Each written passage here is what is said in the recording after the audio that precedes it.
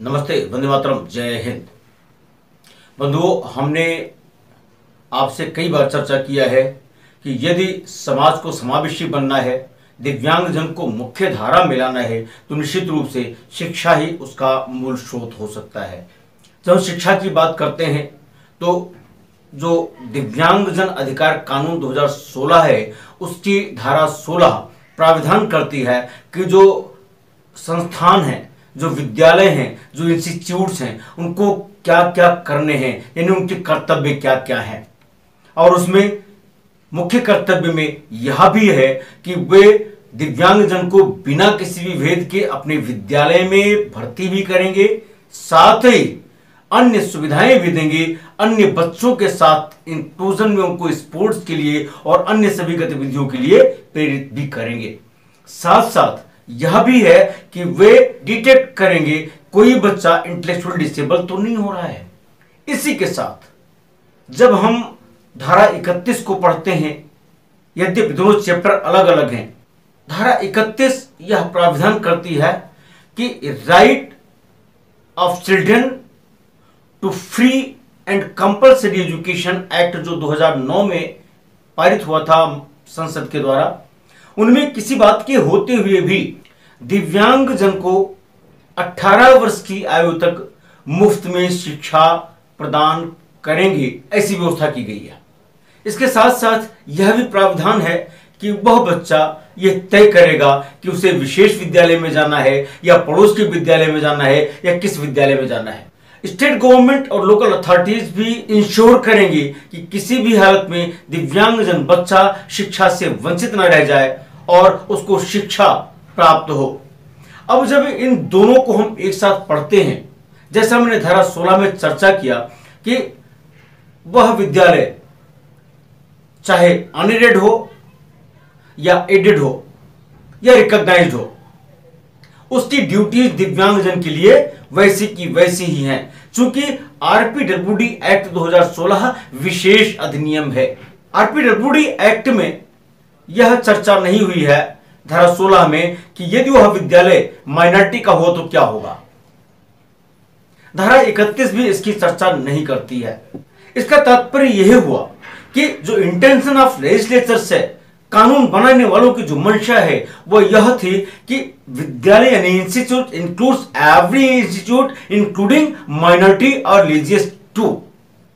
अब ऐसे में यदि कोई ऐसा संस्थान है जो माइनॉरिटी क्लास का है परंतु दिव्यांगजन बच्चों को कंपलसरी एजुकेशन जो फ्री देनी है नहीं दे रहा या एडमिशन से मना कर रहा, तो फिर अभिभावक क्या करें। एक माननीय उच्च न्यायालय का निर्णय आया था जिसमें यह कहा गया था कि जो माइनॉरिटीज इंस्टीट्यूशंस हैं उनमें आरटीई एक्ट लागू नहीं होता। एक तरफ तो उच्च न्यायालय ने कहा कि लागू नहीं होता है, दूसरी तरफ भारतीय संविधान पार्ट 3 में मूल अधिकार की बात करता है, शिक्षा की बात करता है। राइट टू एजुकेशन एक्ट 2009 कहीं भी यह प्राविधान नहीं करता कि यह माइनॉरिटीज इंस्टीट्यूशन पर लागू नहीं होगा। माइनॉरिटीज इंस्टीट्यूशन का मतलब सिर्फ और सिर्फ जो मकतब होते हैं वहीं तक नहीं है, यानी इस्लामी संस्थाएं ही नहीं है। जो क्रिश्चियन की संस्थाएं हैं, मिशनरीज की संस्थाएं हैं और भी जो संस्थाएं हैं, वो चाहे सिख समुदाय की हो या किसी की भी हो, सब पर लागू होती है। कॉन्स्टिट्यूशन ऑफ इंडिया जो प्रोवाइड करती है विशेष प्रावधान माइनॉरिटीज इंस्टीट्यूशन के लिए, उसको भी जब कंसीडर करते हैं तो मुझे एक केस याद आता है, 2020 का है, स्क्रीन पर डिटेल उसका लिखा हुआ है। माननीय उच्चतम न्यायालय में ऑनरेबल जस्टिस अरुण मिश्रा की बेंच ने डिसाइड करते हुए, यद्यपि वह मैटर नीट का था, मेडिकल एजुकेशन से रिलेटेड था, एमबीबीएस और डेंटल एजुकेशन से रिलेटेड था, लेकिन माइनॉरिटीज का इशू पूरी तरह उसमें डिस्कस हुआ है। इस निर्णय की पैरा 59 और 60 को जब हम देखते हैं तो माननीय उच्चतम न्यायालय ने यह स्पष्ट मत व्यक्त किया है कि अगर माइनॉरिटीज संस्थान है तो वे कानून से ऊपर नहीं है, संविधान से ऊपर नहीं है। हां, सिर्फ उनको संचालन की स्वतंत्रता है, उसमें किसी तरह बाधा न पैदा हो यह भी मॉनिटर करना, यह भी रेगुलेट करना एप्रोप्रिएट अथॉरिटी का ही काम है, स्टेट का ही काम है। क्योंकि जो माइनॉरिटी संस्थान हैं वे भी समाज की मुख्य धारा से जोड़ने के लिए जो शिक्षा देनी है, जो उनको अपनी शिक्षा का विकास करना है, उसके तहत काम करती हैं। ऐसे में यदि कोई दिव्यांग बच्चा उसी कम्युनिटी का हुआ, माइनॉरिटी का हुआ, तो क्या होगा? क्या उसको मना करेंगे वो?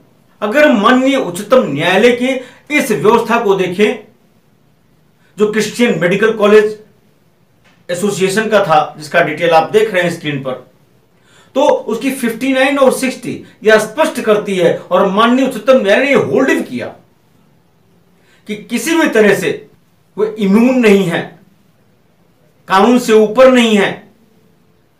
तो अगर इस जजमेंट के परिप्रेक्ष्य में हम आरपीडब्ल्यूडी एक्ट को देखते हैं, तो ऐसी दशा में मुझे लगता है ये जो माइनॉरिटी इंस्टीट्यूशन भी है, प्राइवेट इंस्टीट्यूशन भी है, तो भी चाहे वो एडेड हो या ना हो, अगर रिकॉग्नाइज्ड है तो उसे कंपलसरी फ्री एजुकेशन उस बच्चे को देनी ही पड़ेगी और जो धारा 16 में व्यवस्थाएं हैं उसका अनुपालन करना ही पड़ेगा। और इस तरह से मुझे लगता है कि कोई भी इंस्टीट्यूशन, चाहे माइनॉरिटी हो, चाहे प्राइवेट हो, चाहे एडेड हो, चाहे अनएडेड हो, चाहे रिकॉग्नाइज्ड हो, और दिव्यांगजन को अपने यहां भर्ती करने से और निःशुल्क शिक्षा देने से 18 वर्ष की आयु तक, जैसा अधिनियम में लिखा हुआ है, उससे वंचित नहीं कर सकता है। अन्यथा की दृष्टि में यह आरपीडब्ल्यूडी एक्ट के अधीन जो पिनूटिव सेक्शंस हैं, पिनूटिव क्लासेस हैं, विशेष न्यायालय में मुकदमा जा सकता है और उन पर दंड भी हो सकता है, और दंड के साथ साथ उनकी मान्यता और उनके विद्यालय का संचालन भी खतरे में पड़ सकता है। ऐसे में मुझे लगता है कि ऐसे जो माइनॉरिटीज इंस्टीट्यूशंस हैं वो भी इसी देश में हैं, इसी देश में पनप रहे हैं, इसी देश की संस्कृति और देश में मानव संसाधन को विकसित करने के लिए, दिव्यांगजन को राष्ट्र की मुख्य धारा में लाने के लिए उनका अपना कर्तव्य है, और उस कर्तव्य का पालन उनको करते हुए बिना किसी विभेद के दिव्यांगजन को शिक्षा मुहैया करानी चाहिए। आज की बात यहीं तक। अगर आपको हमारी ये बात किसी भी ढंग से अच्छी लगी हो तो कृपया चैनल को अगर सब्सक्राइब नहीं किया अभी तक तो सब्सक्राइब भी करिए नोटिफिकेशन के साथ। लाइक, कमेंट और शेयर का निवेदन भी रहेगा। बहुत बहुत धन्यवाद। वंदे मातरम। जय हिंद।